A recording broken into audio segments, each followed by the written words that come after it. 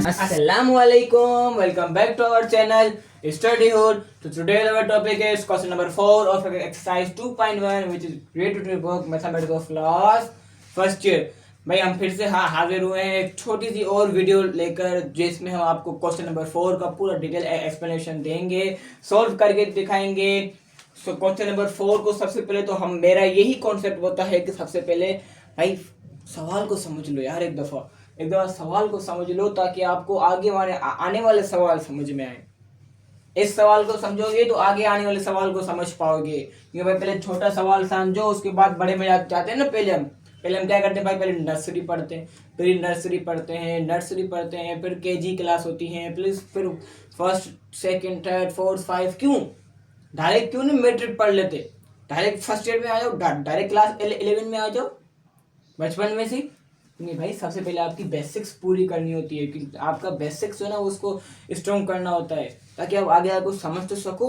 अब मैं छोटे बच्चों को कहूँगा भाई फॉलोइंग और द फॉलोइंग की मीनिंग क्या है वो नहीं बता पाएगा, लेकिन जब आपसे पूछूंगा तो आप बता दो कि भाई नीचे आने वाले सारे पार्ट की मीनिंग है ये. क्या बोला है कि भाई each of the following. Okay, understood. अब सवाल एक दफा पढ़ लेते हैं. Find the transpose. ये आया है एक छोटा सा concept, very easy concept of each of the following. ऐसा भाई ट्रांसपोज क्या होता है? ट्रांसपोज क्या होता है ये याद है? एक छोटी सी टी लगा रहे थे हम तकरीबन क्वेश्चन नंबर 1 में. क्वेश्चन नंबर 1 में मैंने आपको एक कॉन्सेप्ट बताया था कि A is equal to A conjugate transpose is equal to A. अगर आ गया तो वो हर्मिशन होगा, नहीं आया तो वो स्क्यू हर्मिशन होगा. कुछ याद आ रहा है कुछ वो कॉन्सेप्ट? उसमें हमने ट्रांसपोज लिया था ना, मैंने आपको हर चीज समझाई थी. क्या समझाई थी वो देखो. ये क्या होता है समझे, ये बात बताओ पहले तो.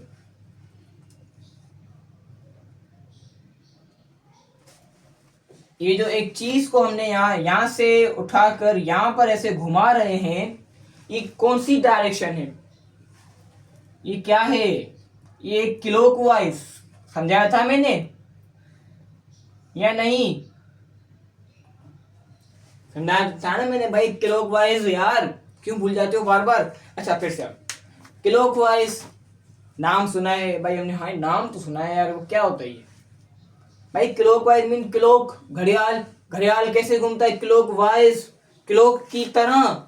ये देखो 12 से 1, 1 से 3, 3 से 5, 5 से 6, 4 भी, 3 से 4, 4 से 5, 5 से 6, फिर 6 से 12. कुछ घड़ियाल कुछ ऐसे घूमता होता है ना, ऐसे कुछ ऐसे, ये ऐसे. ठीक है, जो ऐसे जो वो घूम रहा है ना उसको हम क्या कहेंगे? वो क्लॉकवाइज डायरेक्शन में घूम रहा है. और यहाँ पर क्या करना है? यहाँ पर हमें रो को उठाकर क्लॉकवाइज घुमाना है बस. वो भी 1 राउंड घुमाकर फिर वापसी वहीं पर ही पुट कर देना है. नहीं समझे? अच्छा, आपका रोज और कॉलम का जो कॉन्सेप्ट है वो क्लियर है? अगर वो कॉन्सेप्ट क्लियर है तो फिर आप समझ जाओगे इस सवाल को. अच्छा, रो क्या होती हैं? व्हाट इज रो? रो क्या होता है भाई? रो इसको कहते हैं एक सीधी स्ट्रेट लाइन को. अबे देखो एक ही है. अब आप लोग मुझे बताओ, जल्दी से कमेंट करो कि what is row and what is column. इन दोनों में से वो तो मुझे बताओ, लेकिन ये बताओ कि इन दोनों में से कॉलम और रो क्या होता है? ये है हमारी रो, ये है हमारा कॉलम. अगर जिसको पहले से ही पता था तो भाई जबरदस्त, वेल एंड गुड. अगर जिसको नहीं पता तो भाई वो सीख लो, लाजमी सीख लो. आगे आने वाले 12 सवाल, ये 4 सवाल है, ये चौथा सवाल है. आगे आने वाले 8 सवाल एक्सरसाइज के और हैं, उसमें सारों में यही कॉन्सेप्ट आने वाला है. पहले से आपको बता दूं, उन सारों में यही कॉन्सेप्ट आने वाला है यार. तो इसलिए समझ लो. ये पहले आपको इन 4-5 सवालों में आपका कॉन्सेप्ट बिल्ड कर रहे हैं, आपको एक चीज को एक्सप्लेन कर रहे हैं, ताकि आपको फिर आकर बड़ा सवाल दे. अगर आपको यहाँ पर डायरेक्ट बड़ा सवाल देते तो फिर मेरा खुद एक पार्ट जो 1 घंटे से ज्यादा का बनता. ठीक है, लेकिन हमें अब यहाँ पर इन्होंने पहले हमारी बेसिक्स इंट्रो स्ट्रॉन्ग की. ये मैट्रिक में हर चीज पड़ी हुई है, लेकिन फिर से उन्होंने आपको रिपीट करवाया, बेसिक इंट्रो स्ट्रॉन्ग की. फिर आपको जो है ना अब यहाँ पर मुश्किल सवाल देंगे आगे चलकर. ठीक है, पार्ट नंबर 1 पार्ट नंबर 1 है हमारा भाई -4, 3 एंड 6। अब क्या ये यहाँ पर रोज कितनी है, मुझे ये गिन के बताओ। यहाँ पर रोज कितनी है? 1 और भाई यहाँ पर 3 ही रो हैं और एक ही रो है, और इतनी ज्यादा यहाँ पर रो नहीं है। Okay, understood? Yes sir. मैंने क्या बताया था कि भाई रोज को कॉलम में क्लॉकवाइज घुमाकर पुट कर देना है। ये एक रो है, ये एक पूरी रो है, ये पूरी रो, इस पूरी रो को ऐसे उठाया, यहाँ पर लिख लिया, ये हो गया हमारा ट्रांसपोज। अब यहाँ पर आप गौर से देखो, इस ब्रैकेट को लेट सपोज ए के बराबर कर दो आप लोग यहाँ पर, ठीक है। इसको मैंने ए के बराबर कर दिया, इसको भी, ये भी और ये भी, सारों में एक ही कॉन्सेप्ट यूज होना है यार। तो मैंने इसको अभी से ही इसको ए के बराबर कर दिया, ठीक है। अब मैंने ए के बराबर तो कर दिया, अब करना क्या है? फिर से भूल गए भाई, रो को कॉलम में चेंज करना है। ये एक रो है, इसको कॉलम में चेंज करो। रो को ऐसे उठाया, अब आप इमेजिन करो अपने माइंड में, ठीक है। ऐसे मैंने उसको उठाया और मैंने इसको ऐसे क्लॉकवाइज घुमाकर यहाँ पर रख दूंगा मैं। देखो यहाँ पर -4, 3 और 6। Answer of our part number 1 of question number 4। समझे मेरी इस बात को? समझे भाई? बहुत ज्यादा एक इजी कॉन्सेप्ट था यार, ठीक है। ये हमारा एक पार्ट का तो आंसर आ गया। अब आ जाओ पार्ट नंबर 2 के ऊपर। अब पार्ट नंबर 2 में सारों में छोटे छोटे से कॉन्सेप्ट हैं और कुछ भी नहीं है, ठीक है। अब यहाँ पर रोज गिनो, रोज कितनी है यहाँ पर? 1, 2, 2 रो है यहाँ पर, ठीक है। अब 2 रो को 2 कॉलम में चेंज करना है। यहाँ पर कॉलम कितने हैं? 1, 2, 3 कॉलम है, 2 रो है। अब मुझे सिर्फ और सिर्फ रो को छेड़ना है, एक कॉलम तो मुझे यहाँ पर किसी ने बोला ही नहीं, ठीक है। ट्रांसपोज में क्या होता है भाई? रो को क्लॉकवाइज को घुमाकर कॉलम में चेंज करते हैं। एक रो को मैंने यहाँ पर उठाया, 2 आयोटा, 5 आयोटा, -3 आयोटा। एक रो को कॉलम में चेंज कर दिया। अब देखो यहाँ पर, ऐसे मैंने उसको उठाया, क्लॉकवाइज घुमाया और मैंने उसको यहाँ पर एक कॉलम में चेंज कर दिया।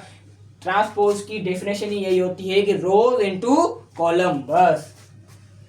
अब यहाँ पर 0, -6 iota, 2 iota and answer of our part number 2। अब सारे पार्ट में यही करना है, लेकिन अब पार्ट नंबर 3 में आप थोड़ा कॉन्सेप्ट को लो।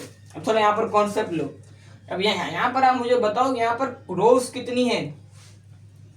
अब कुछ बच्चे कहेंगे कि सर यहाँ पर रो एक भी नहीं है। यहाँ पर तो एक तो नंबर है, कुछ कोई नंबर 8 है, कोई नंबर 3 है, कोई नंबर 4 है। यहाँ पर तो एक भी रो नहीं है। तो भाई क्यों नहीं रो? भले एक नंबर हो लेकिन वो रो है। 1 रो, 2 रो, 3 रो। यहाँ पर भी एक रो है लेकिन 1 कॉलम, 2 कॉलम, 3 कॉलम। एक रो है लेकिन 3 कॉलम है। यहाँ पर भी 3 रो है, 1 कॉलम है, ठीक है ना। ये कॉन्सेप्ट समझना है। अब रो को कॉलम में चेंज करना है भाई, इसमें तो कोई मसला ही नहीं है। ये देखो, मैंने रो को यहाँ से उठाया, यहाँ पर कॉलम में चेंज कर दिया। मैंने यहाँ पर 3 को उठाया, यहाँ पर लिख लिया। 4 को उठाया, यहाँ पर लिख लिया। And that's answer of our part question number 4। Now we move on to our part number 4। Part number 4 में आप लोग देख लो, यहाँ पर भी 1 रो, 3 रो, 4 रो। 4 रोज हैं और 1 कॉलम, 2 कॉलम है। अब रोज को कॉलम में चेंज करना है। आ जाओ चेंज करें। यहाँ पर कैसे होगा भाई? वो ये रो है, उठाया, यहाँ पर लिखा -2 और आयोटा। ये रो है, यहाँ पर लिखा 5 आयोटा और 7 आयोटा। ये एक और रो है, यहाँ पर लिखेंगे 2 आयोटा और -5 आयोटा। ट्रांसपोज में हमेशा आप लोगों को भाई, अब आप एक सवाल तो करो ना मुझसे, एक सवाल करो मुझसे आप लोग कि भाई सर यहाँ पर रो हम यहाँ पर ट्रांसपोज निकाल तो रहे हैं, लेकिन हमें पता कैसे चलेगा कि भाई हम सही निकाल रहे हैं, कुछ गलती तो नहीं हो रही यहाँ पर। तो हमेशा यहाँ पर एक बात याद रख लेना कि आप जब भी ट्रांसपोज निकालोगे तो वहां पर क्या होगा कि रोज में फर्क आएगा।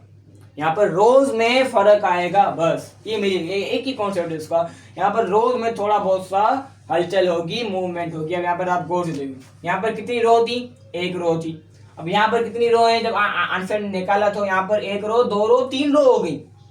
देखा, अब यहाँ पर देखो, दो रो थी, यहाँ पर एक दो तीन, तीन रो हो गई, कम से बढ़ रही है। लेकिन अब यहाँ पर आओ, यहाँ पर आओ, एक रो, दो रो, तीन रो, तीन रो थी, एक रो हो गई।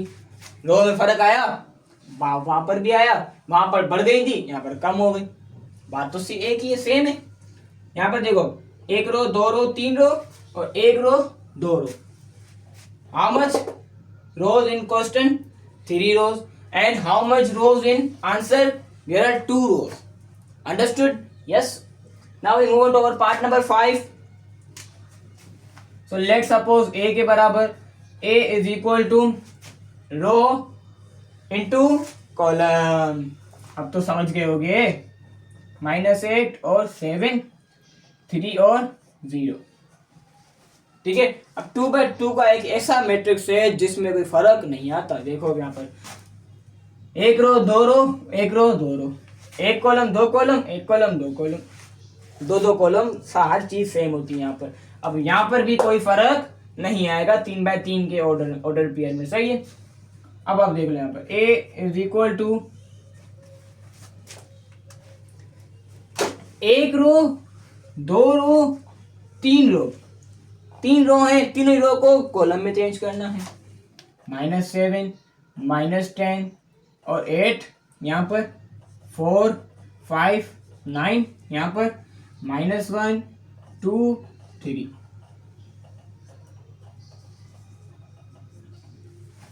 Answer of our last part of question number 4। ठीक है भाई, समझ गए। अब मैंने एक लफ्ज बोला था, order pair, order of matrix. मैंने अभी 2 लफ्ज बोले, वो क्या थे? वो आपको मैंने समझाया था क्वेश्चन नंबर 2 में। अगर वो चीज वहां पर अगर समझ में आ गई तो वेल एंड गुड, अच्छी बात है। अगर वहां पर समझ में आई होगी ना, तो आपको क्वेश्चन नंबर 5 जो है वो बिल्कुल कॉन्सेप्ट क्लियर होगा, क्रिस्टल क्लियर जिसको बोलते हैं ना, क्रिस्टल क्लियर वो हो जाएगा क्वेश्चन नंबर 5। अगर आपको क्वेश्चन नंबर 2 समझा हुआ होगा। क्वेश्चन नंबर 2 कितने मिनट का है? ज्यादा 5 से 6 मिनट का एक सवाल है वो। उसको जाओ एक दफा फिर से देखो, समझने की कोशिश करो। नहीं समझ में आता वहां पर भी तो फिर थोड़ा सा एक दिन और वेट करो, क्वेश्चन नंबर 5 आ जाएगा। फिर आप वहां पर देखो, वहां पर भी हम ही ऑर्डर ऑफ मैट्रिक्स की ही बात करेंगे। तो फिर अगर ये सवाल समझ में आया हो तो अपने दोस्तों में लाल में शेयर कीजिएगा ताकि उन्हें भला सके। मिलते हैं अपने नेक्स्ट वीडियो में क्वेश्चन नंबर 5 के साथ। तब तक के अल्लाह हाफिज़ एंड थैंक्स फॉर वॉचिंग।